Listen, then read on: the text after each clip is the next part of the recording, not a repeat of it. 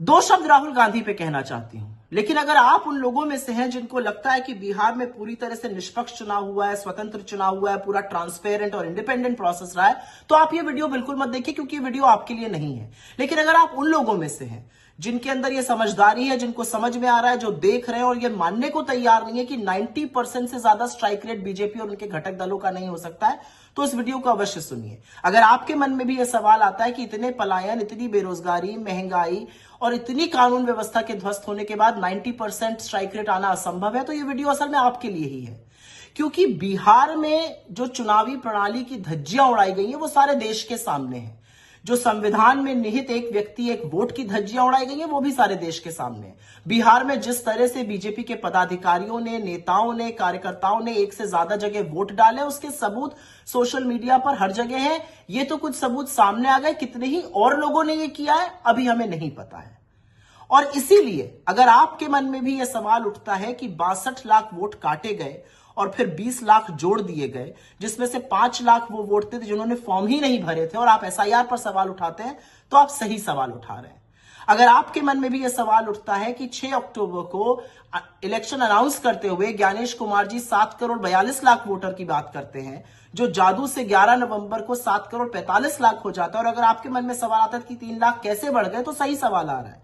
अगर आपके मन में सवाल आता है कि जेडीयू और बीजेपी की सरकार ने चुनाव के दौरान 10,000 रुपए खाते में डाले और चुनाव आयोग मूक दर्शक बना रहा और ये वोट के लिए कैश या जिसको रिश्वत कहते हैं दी जाती रही, तो बिल्कुल सही सवाल आपके मन में आ रहा है। अगर आपके मन में यह सवाल आता है कि कैसे चुनाव के बीचों बीच हरियाणा के करनाल से एक ट्रेन उन लोगों से भर के आती है जो बीजेपी का पटका पहने हुए हैं, वो बिहार में आकर वोट डालते हैं, तो आपके मन में बिल्कुल सही सवाल आ रहे हैं।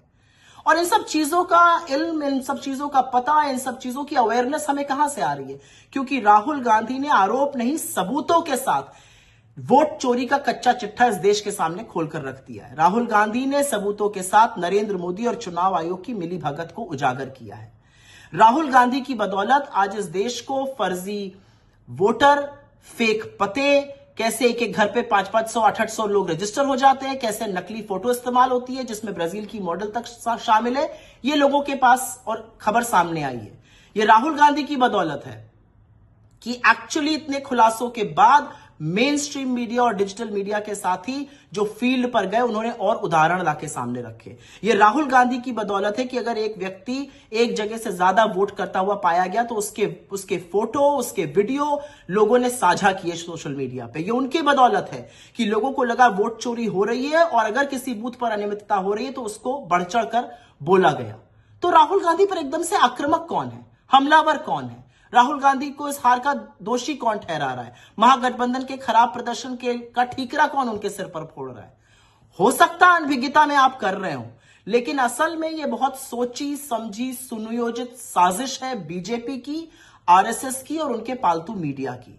और यह साजिश इसलिए रची गई है जिससे राहुल गांधी जी का वोट चोरी का जो खुलासा है वो फीका पड़ जाए, जिससे कि इस देश की नरेंद्र मोदी के खिलाफ जो सबसे सशक्त आवाज है, जो किसी कीमत पर समझौता नहीं करती है, वो आवाज दब जाए। महागठबंधन की हार का दोषी राहुल गांधी को ठहराना अकेले कहीं ना कहीं एक मकसद है इसका, और वो मकसद है राहुल गांधी की आवाज को दबाना, उनको डिस्क्रेडिट करना, विपक्ष के कैंप में संशय पैदा करना, विपक्ष के कैंप में अविश्वास पैदा करना। लेकिन ऐसा होएगा नहीं, और ऐसा इसलिए नहीं होगा क्योंकि बीजेपी ने वोट चोरी को इंस्टीट्यूशनलाइज कर दिया है। और आज बीजेपी की इस वोट चोरी का जो बिहार में जीता जागता उदाहरण है वो सबके सामने है। किस तरह से खुला खेल फर्रुखाबादी हुआ है वो सब लोग समझ रहे हैं। एक बात याद रखिएगा, ये 2014 नहीं है, ये षड्यंत्र चलेगा नहीं। राहुल गांधी ने इस देश के सामने सबूतों के साथ सच रखा है, और वो सच है नरेंद्र मोदी और चुनाव आयोग की मिलीभगत से होती वोट चोरी का। और एक बात और याद रखिएगा, बीजेपी जो मन आए कर ले, जितना मन आए झूठ परोस ले, भांडा जरूर फूटेगा, क्योंकि सच और सूरज की एक ताकत होती है, वो निकलते जरूर है, और फिर सच का एक ही सिपाही चाहे अकेले क्यों ना खड़ा हो। To Rahul Gandhi's credit, the country knows about vote chori today. The country knows how the system is being manipulated. The country knows what has happened in Bihar. And which is why to hold him responsible is what the BJP is doing. Don't fall in their false narrative.